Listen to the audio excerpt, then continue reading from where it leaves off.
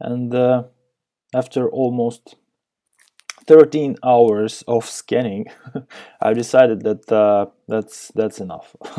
Okay, so yeah, at that point the scanner was still at just a bit more than 80% of progress. But when I tried to interrupt the scan, yeah, it generated the report in NoWasp directory as it was configured in the beginning. So let's see what is the result at this point.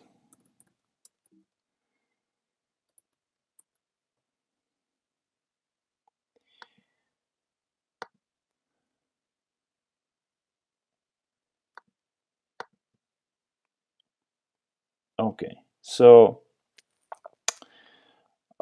it's not that neat and structured as Burp Suite report. I think it's more colorful, but it lacks the visibility, the global visibility on one page, right? So the structure of the report is either by document type, either by the asset, or by document type, or by the issue type. Okay, so let's review at least some of them. We see that here we have file inclusion vulnerability. That is not apparent, at least to me. Maybe the scanner has stopped before it collected enough information.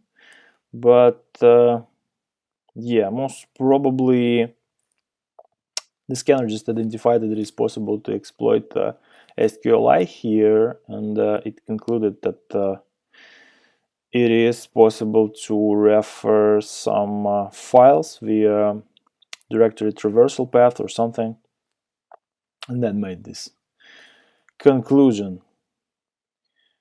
Query injection vector. Let's see whether it found anything that we already are aware of. Okay, shell injection, we didn't catch it. No SQLI reported apparently. So yeah, I think it's mostly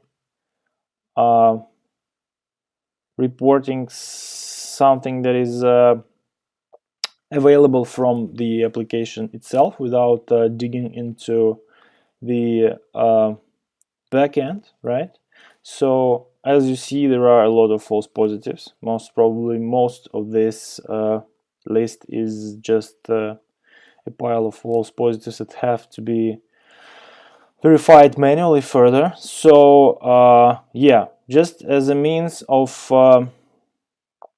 scanning some large list of assets, of course, that have some high availability and performance capacity for that, because yeah, you saw that Skipfish is quite noisy and quite time and resource consuming. So maybe for those edge cases, Skipfish is all right, but since I last used it in the real engagement, yeah, it has changed a bit.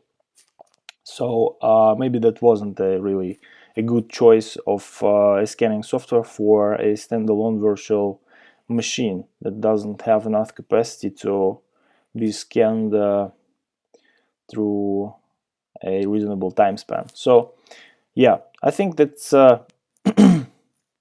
is slightly not that positive tone that I would like to finish this demonstration section at, but anyway, let's wrap it up and go to the next chapter.